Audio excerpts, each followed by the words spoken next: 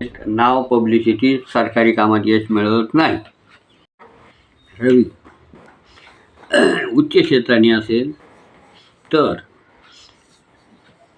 नाव, publicity, face मिळतो. काय मिळतं? नाव, पब्लिसिटी आणि फेस मिळतं. दुसरी गोष्ट, रवी निज क्षेत्राने असेल नाव, पब्लिसिटी, सरकारी कामात यश मिळवत नाही.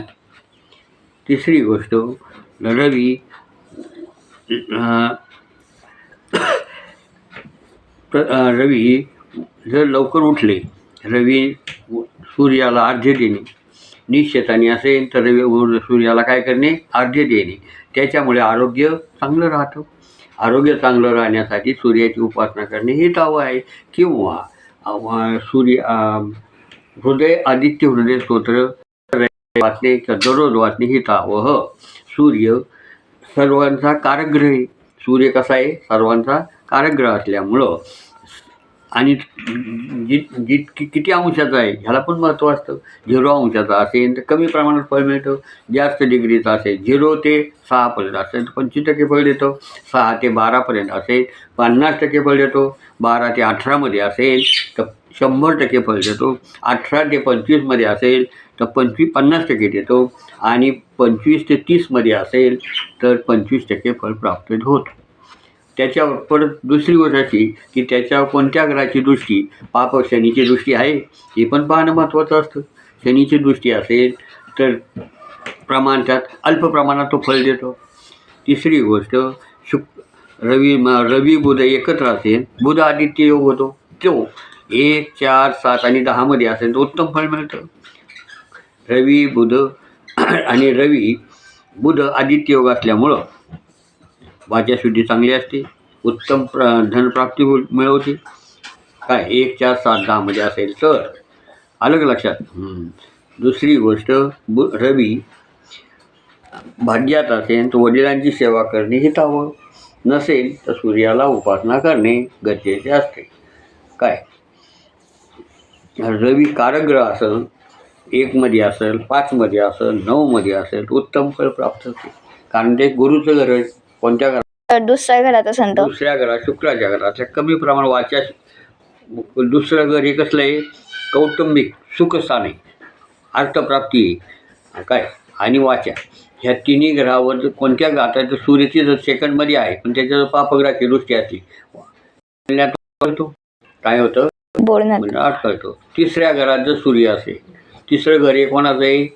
स्वतःच आहे. काय कोणाचं आहे? सूर्याचं आहे. पण त्यात मंगळ कारक आहे. त्याला कोणता ग्रह कारक आहे? मंगळ कारक आहे. मंगळ हा सूर्याचा मित्र ग्रह आहे.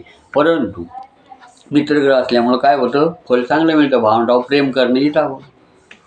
4 नंबरला रवी असेल काय तर सुख, आणि जो लग्नीचा मित्र असेल तर उत्तम ग्रह सौख्य मिळतं.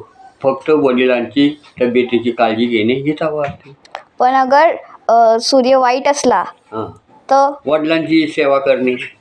पण अगर कोणी करत नसलं तरी पण अगर सूर्य चांगला करतोय तर त्याचं काय म्हणणं आहे?